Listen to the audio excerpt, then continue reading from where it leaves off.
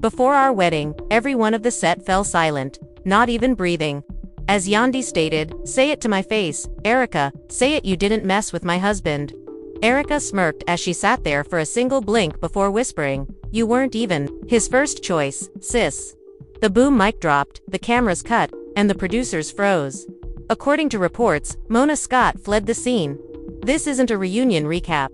This is the scandal that VH1 attempted to hide, and the cameras continued to record long after the lights were turned out. Is so frank and explosive that it has already been outlawed in several places. When Andy discovered the truth, he discovered that Eric and Mendeecees were skulking around prior to the vows, the ring, and the happily ever after. Ever after. And the worst part is that there is actual video from a hotel corridor showing a text message sent at 2:14 in the morning. On the eve of the wedding, their dilemma now is whether Yandy will burn down the entire house or leave. Erica never erased the voice note in which she states, "He told me he didn't love her." Since the reunion hadn't even begun, there was already enough tension to choke on her, even though she knew the love of her life had lied to her face. Welcome to the truth, and let's get started. When Yandy entered the studio, the lights had just begun to warm up and the camera was still focusing. But the drama was already bubbling and the atmosphere was electrifying and ready to explode. Wasn't grinning, wasn't embracing her co-stars, and wasn't even dressed for peace when she entered, her all-black hair pushed back as if she were going to battle, and she was definitely across her Kamina sat with her legs extended all the way to the Badood higher, and when Yandy was about to do so, her countenance was icy, devoid of any trace of regret or discomfort. Producers murmured anxiously behind the scenes that Mona Scott Young was pacing and checking her phone every 5 seconds, security already. Knowing precisely what was about to happen and welcoming it. "I didn't come here for another phone. So pay attention because what Yandy was going to say wasn't in the script." To be clear, Yandy started in a steady but harsh voice, and Mike barely picked her up. She turned to Erica and said, "Did you sleep with my husband before our wedding?" The room froze. It was either an apology or another stage cry. "I had come here to ask a question that I should have asked years ago." This wasn't just drama. It was a biblical betrayal, and Erica didn't even realize it. The gasp that makes grown men sit up straight makes even the audience forget to breathe. Instead of flinching, she leaned closer and asked, "What if I did?" Boom. The end of every stage grin that VH1 ever paid for. The end of peace. And the end of pretending after months of circulating rumors that Erica and Mendeecees had a past romance. Security stormed in, and suddenly love and hip-hop turned into a courtroom. Let's go back in time. Erica Mendeecees, please, was busy with Sapphire the day before he and Mendeecees made it public, so no one took it seriously at first. He was playing the dedicated man, but it didn't add up until a hazy hotel security video was revealed. It showed 2 individuals, one eerily resembling Erica and the other built like Mendeecees. The video was timestamped at 3:27 a.m. Twitter exploded 2 nights prior to Yandy's wedding. And while Erica didn't confirm or deny anything, she simply posted a black love emoji, the type of post that says, "Go ahead and guess." And for weeks, she didn't post, live, or react, just the type of silence that lets you know someone isn't ignoring you. Yandy was looking at old DMs, text messages, booking logs, and interactions with former stylists and cosmetics artists who have unintentionally got after switching appointments. They recorded Erica's voice late one night, laughing and said, "I was always your biggest mistake, but also your favorite." That was it. When Yandy's silence ended, she called Mona and insisted that the reunion remain unscripted. She also instructed the producers, "Don't stop me when I speak if you want ratings." And now we were live, with no editing or cuts. Just the raw, horrible, perfect reality. Erica didn't have to dispute it. She just smirked and said, "Yandy wasn't done." She pulled out her Mendeecees, informed me that I was always his biggest mistake and his favorite as the phone clicked play, and the voice message reverberated across the studio. The ensuing quiet might have divided the room in 2. Erica's expression changed for a brief moment as she realized that she hadn't anticipated that Andy would bring evidence or that she would play the recording in front of everyone. And that Mondays wasn't even when he was delivered her ring. The spotlight was harsh, and he wasn't even on set. He had previously declined to shoot the reunion, saying it was too messy and he didn't want to be a part of the circus. However, his name reverberated throughout the entire studio like an unheard curse, and the more that voice message reverberated in people's thoughts, the more it seemed like this reunion was about more than Yandy turned to the audience, not the cameras, or Erica, who were seated and watching as if it were just another show, revealing years of covert deception. Erica folded her arms and said, "If you haven't been in love with someone who made you feel like you imagined the betrayal, it wasn't betrayal." I sat there thinking I was insane many nights. There was silence, but then a producer said, "Cut her mic." Mona yelled, "Let it roll." What happened next? Erica stood, threw back her hair, and shouted, "You want to talk about loyalty, Yandy? You were already planning that wedding for Instagram likes." She was a mess with lip gloss. When Yandy remarked, "Speak it to my face," Erica responded, "You didn't mess with my husband before our wedding." Meanwhile, he was in my bed, claiming that you were only his public image. The entire set fell silent. Not a single breath, not a single blink, just Erica sitting there, smirking, and then she whispered, "You weren't even his first decision, sis." This isn't a reunion recap. This is the controversy. Boom. The microphone dropped. The cameras cut, the producers froze, and Mona Scott reportedly ran off set. VH1 attempted to bury the cameras, but they continued to record long after the lights went off. And the footage they got is so shocking and unfiltered that it has already been censored in some nations. As Andy discovered, the worst thing is that there is actual video from a hotel corridor showing Eric and Mendeecees skulking around prior to the vows, the ring, the happily ever after, and a text message sent the night before the wedding. At 2:14 a.m., Erica left a voicemail in which she claims that he informed her he didn't love her. The question that now arises is the reunion hasn't even begun yet, but it's already there. Will Yandy burn down the entire house or leave knowing that the love of her life has lied to her face? Welcome to the truth. Welcome to the truth. The drama was boiling. The lights were just warming up. The camera was still correcting focus, and the tension was so intense that it was choking. The energy in the studio wasn't anxious. Rather, it was electrifying, waiting to blow up. And when Yandy entered, she wasn't grinning, wasn't embracing her co-stars, and wasn't even dressed for peace. She entered with her hair tied up in all black, as if she were going into clearly, and without a doubt, she was sitting across from Erica Mena. Her legs crossed, her attitude higher than her heels, and her countenance was icy, devoid of any trace of regret or glimmer of regret. Producers murmured anxiously behind the scenes as Mona Scott Young paced and checked her phone, displaying the expression of a woman who knew precisely what was about to happen and embraced it. To be clear, what Yandy was going to say wasn't in the script, so every 5 seconds security was already alert. Her voice was steady but crisp, and Mike hardly picked her up. The room froze as she turned to ask, "Did you sleep with my partner?" "I didn't come here for another fake tear or phony apology. Instead, I came here to ask a question that I should have addressed years ago. This wasn't just theater.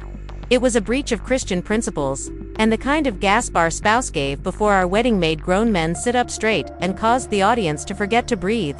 Proportions. And instead of recoiling, Erica leaned in and asked, "What if I did?" Boom. The end of tranquility. The end of acting. The end of all phases. Smiling VH1 ever paid for. After Erica and Andy stood up, security hurried in, and suddenly, love and hip-hop turned into a courtroom. Let's go back in time to when rumors had been circulating for months. That before Yandy and Mendeecees made their relationship official, Erica and Mendeecees had a thing. At first, no one took it seriously. Please, Erica Mendeecees, she was busy with Safari, and he was playing. That didn't add up until someone leaked a grainy hotel security video showing two people, one of whom appeared suspiciously like Erica, and the other built like Mendeecees. The time-stamped video 2 nights prior to Yandy's wedding, at 3:27 a.m. Twitter was ablaze with blogs, and Erica sent a message without denying or confirming anything. Go ahead and guess is the type of post that uses the black heart emoji, and for weeks, Yuan Day remains silent. No posts, no lives, no responses, just nothing. That indicates that someone is not ignoring the truth. Rather, they are getting ready for it. In the background, Andy was looking through past direct messages, booking records, chats with former stylists.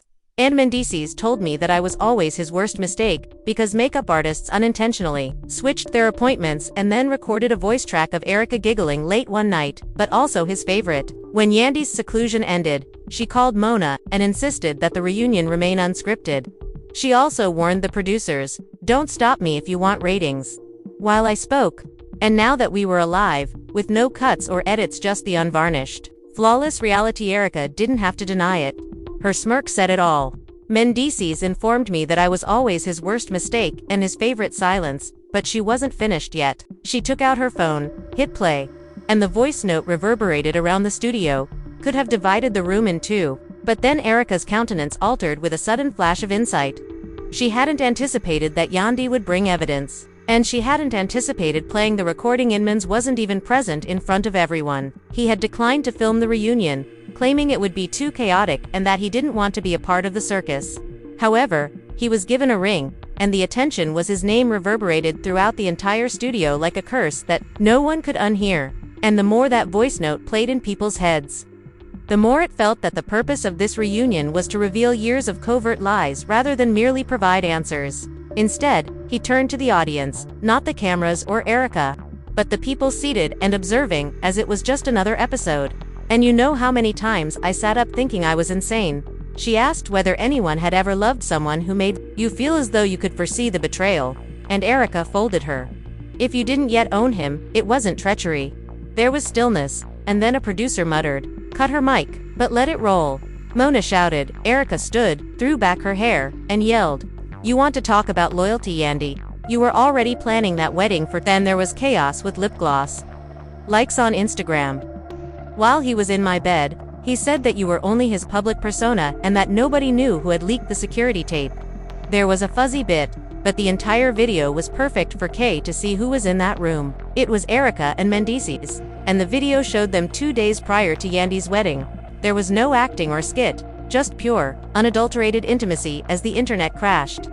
With Instagram going down for 3 minutes due to a traffic spike on Reddit, people were laughing, holding hands, and sipping champagne. Threads received 100,000 comments in a matter of hours, and news sites even covered it. The VH1 controversy exposed the falsehood in the reality TV marriage, but Mendeecees remained silent. Until the following evening, "I messed up when he started, and there is nothing I can say to make up for the hurt I caused." But it wasn't enough because then Yandy joined the live stream without warning or invitation, revealing her face. "You didn't forget to take out the garbage, but you destroyed a life you urged me to build with you." Calm, collected, dangerous messes up, she replied, her eyes locking on the screen. "He attempted to apologize to me." She interrupted him, saying, "Apologize to the lady you made while you lied. Apologize to the mother who reared your children while you were incarcerated and who protected your name when fans were yelling in all caps and Mondays." And he ended the live show by just pressing the X key. "No one else would apologize to the brand you exploited for clout." And screenshots were all over the place, disappeared, but Yandy wasn't finished. She went on Tamron Hall, posted a vlog, and then revealed the ultimate bomb, a divorce announcement. It wasn't a tearful post with a lengthy narrative, just a picture of her. The phrases "chapter closed," "story mine," and "a ringless hand," brands, and fans came together, and even Rihanna's Fenty Beauty retweeted the photo with the same statement. Queens sign it rather than seek closure.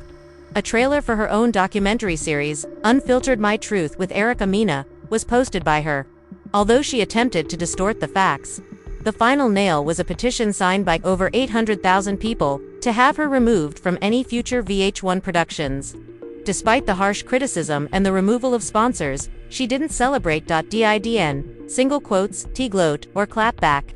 Instead, she became silent once more and established the 504 Foundation, a foundation that helps women rebuild their lives after betrayal. This isn't just a subtle jab. It's a profound move because of Yandy had at last transitioned from victim to voice. And as for Mondays, he became quiet. Brand deals dried up, bookings stopped, and insiders said he's having identity issues now that Yandy isn't fronting his image. But here's the real ending. At a panel on women's empowerment, Yandy was asked, "What would you say to Erica if you could say one final thing?" "I'd say thank you," she added with a faint, sincere grin. "You helped me wake up by exposing the lie I thought was love and showing me who I was sleeping next to." The treachery that nearly shattered her turned out to be the reason she won't break again.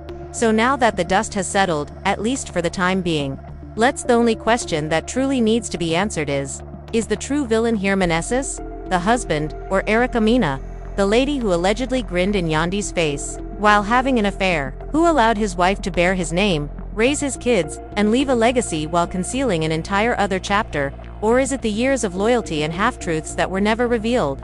returned because, in the end, this wasn't simply a tumultuous, romantic triangle. Rather, it was a public betrayal of the family's trust.